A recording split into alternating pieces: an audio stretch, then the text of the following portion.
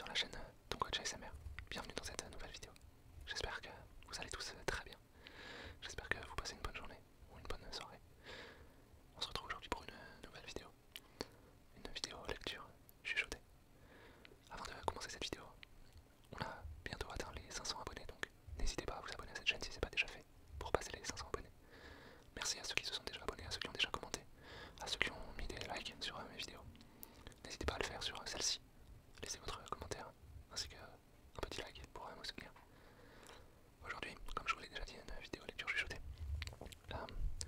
avec ce livre qui s'intitule L'ego et l'ennemi de Ryan Holiday. Alors, pour la petite histoire, ce livre, je l'ai eu à Noël en fait, Noël dernier, et j'ai voulu l'avoir pour une seule raison. Enfin, une seule, j'exagère peut-être, mais en fait, donc comme vous le savez certainement, je travaille dans le sport et j'ai eu la chance de rencontrer Glenn Hoag. Alors pour ceux qui ne savent pas qui est Glenn Hoag, Glenn Hoag c'est un entraîneur de volley très réputé qui a gagné de nombreux titres, qui a gagné plusieurs fois la Ligue des Champions, qui a été entraîneur de l'équipe nationale du Canada et j'en passe, qui est actuellement entraîneur en Turquie je crois, dans un club turc, à Izmir si je ne dis pas de bêtises. Et en fait, dans le cadre de cette rencontre, il a parlé de ce livre de Ryan Holiday. Et donc, voilà, j'ai voulu lire par curiosité. Vous savez que je m'intéresse de très près à la préparation mentale, à la psychologie dans le sport, et au fait d'améliorer les performances, d'améliorer le coaching, d'améliorer le management d'une équipe via ça. Je pense qu'on en est qu'au balbutiement de la connaissance en termes de préparation mentale et de psychologie, sans faire offense à ceux qui travaillent dans ce domaine-là, bien sûr, mais je pense en tout cas qu'on l'exploite pas assez et que ça peut avoir un impact immense sur les performances d'une équipe, sur les relations avec les joueurs.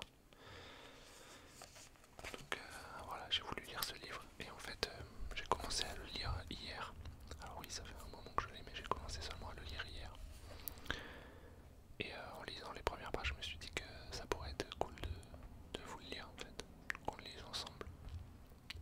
Donc voilà pourquoi je fais cette vidéo. C'est un livre assez court, il y a je dirais 300 pages, si je dis pas de bêtises. Oui, un peu moins de 300 pages, même beaucoup moins de 300 pages. On est à 215 pages à peu près.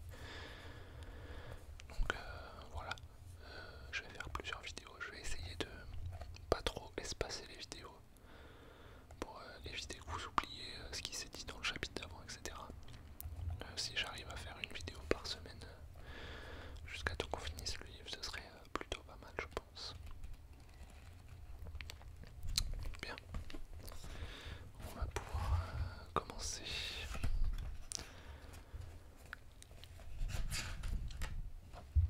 Alors c'est un livre qui est écrit en 3 parties. Vous allez vite comprendre dans le prologue ce dont on parle. Et on commence donc avec le prologue qui fait mal. Ce livre ne parle pas de moi, mais puisqu'il parle d'ego, je vais répondre à la question qu'il serait hypocrite de ma part de prétendre de ne pas y avoir pensé. Mais qui suis-je pour écrire ce livre? Mon histoire n'est pas particulièrement importante pour les leçons qui vont suivre, mais je voudrais vous la raconter succinctement pour donner le contexte, car l'ego, j'en ai fait l'expérience à chacun de ces stades de ma vie. L'aspiration, la réussite et l'échec, et encore, et encore. À 19 ans, présentant une opportunité incroyable qui allait transformer ma vie, j'ai arrêté les études. Les mentors se disputaient mon attention et me chouchoutaient. Puisqu'on considérait que je faisais mon chemin, j'étais le jeune en vue. Le succès a vite été au rendez-vous. Après avoir été le plus jeune cadre dans une agence de chasseurs de tête à Beverly Hills, j'ai participé à la signature de contrats et des sessions de travail avec un certain nombre de grands groupes de rock. J'ai été conseillé pour des ouvrages qui se sont vendus à des millions d'exemplaires et qui ont créé leur propre genre littéraire. Quand j'ai eu 21 ans, je suis devenu stratégiste pour la célèbre marque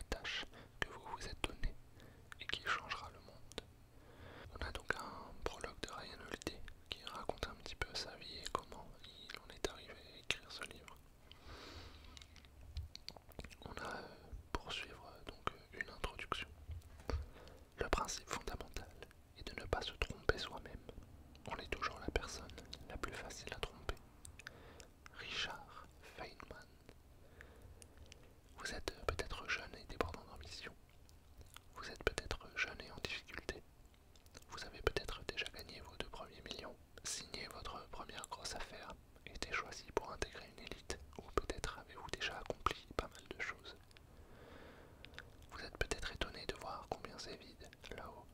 Peut-être que vous guidez d'autres personnes qui traversent une crise. Peut-être que vous venez d'être licencié. Peut-être que vous venez de toucher le fond. Quelle que soit votre situation, quoi que vous fassiez, votre pire ennemi vit déjà en vous, votre ego. Vous vous dites non, pas moi, personne ne me traite d'égocentrique. Il se peut que vous soyez toujours considéré comme quelqu'un d'assez équilibré. Mais les personnes qui ont de l'ambition, du talent, une passion et le potentiel de les réaliser, l'ego pousse justement sur ce terreau. C'est précisément ce qui nous rend si prometteurs en tant qu'hommes de réflexion, d'action, de création et en tant qu'entrepreneurs. C'est ce qui nous pousse au sommet de notre domaine, qui nous rend vulnérables à ce côté obscur de l'âme. Mais attention, il ne s'agit pas d'un livre sur l'ego au sens freudien du terme. Freud aimait expliquer l'ego par une analogie. Notre ego est le cavalier sur le dos d'un cheval, avec nos motivations inconscientes représentant l'animal, tandis que l'ego tente de le diriger. Aujourd'hui, les psychologues modernes emploient le mot égotiste, en référence à une personne dangereusement centrée sur elle-même et qui méprise les autres. Toutes ces définitions sont correctes, mais ont peu de valeur en dehors d'un cadre médical.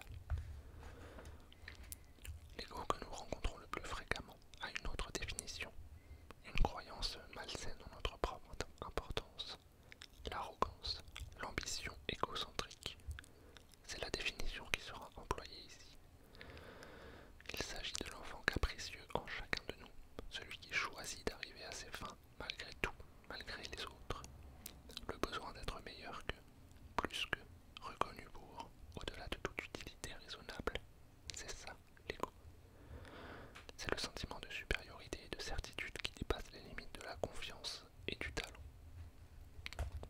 C'est quand la notion de soi et du monde devient si démesurée qu'elle commence à déformer la réalité qui nous entoure. C'est quand, comme l'a dit l'entraîneur de football américain Bill Walsh, la confiance en soi se transforme en arrogance, l'assurance devient de l'entêtement, et l'estime de soi devient désinvolture imprudente. C'est l'ego qui, comme a mis en garde l'écrivain Cyril Connolly, nous aspire vers le bas comme la loi de la gravité. Dans ce sens, l'ego est l'ennemi de ce que vous désirez et de ce que vous possédez, la maîtrise d'un talent.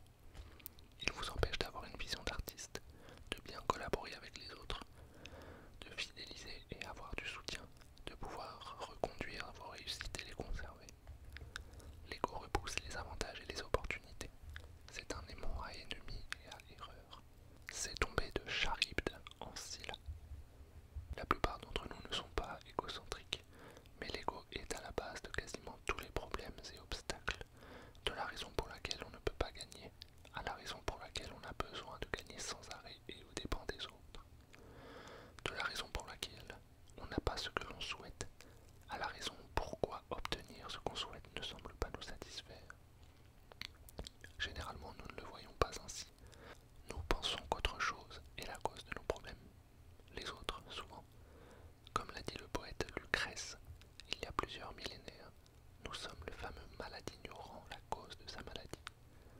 Surtout pour les personnes qui réussissent et qui ne voient pas ce que l'ego les empêche de faire, car tout ce qu'elles voient est ce qu'elles ont déjà réussi à faire. Pour chaque ambition et objectif, petit ou grand, que nous avons, l'ego est là pour nous aborder sur le chemin que nous nous efforçons de suivre. L'illustre homme d'affaires Harold Jenin a comparé l'égoïsme à l'alcoolisme. L'égoïste ne trébuche pas, renversant les objets sur son bureau. Il ne bégaye pas, il ne bave pas. Non, à la place, il devient de plus en plus arrogant. Et certaines personnes, ignorant ce qui se cache derrière ce genre de comportement, prennent son arrogance pour une sensation de pouvoir et de l'assurance. On pourrait se dire que ces personnes se trompent elles-mêmes, car elles ignorent la maladie qu'elles ont contractée ou qui les tue.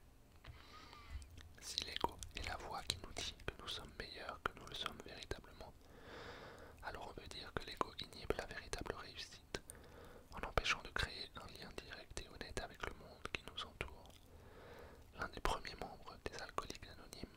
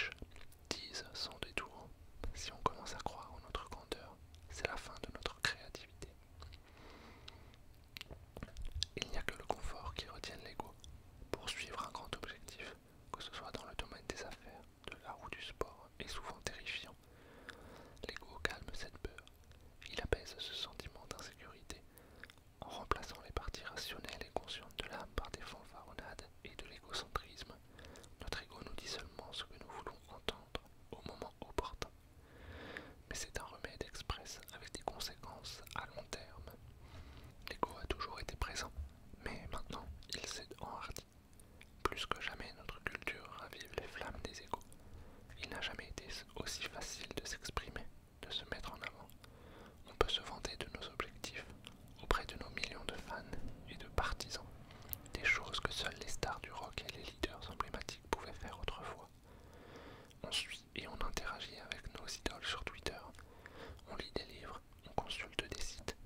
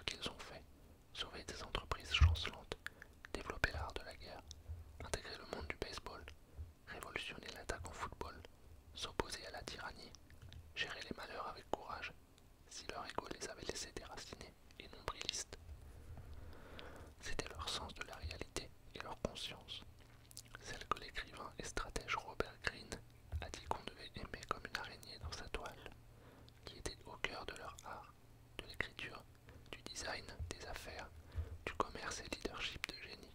Ce que nous découvrons en étudiant ces personnalités, c'est qu'elles étaient ancrées dans la réalité, avisées,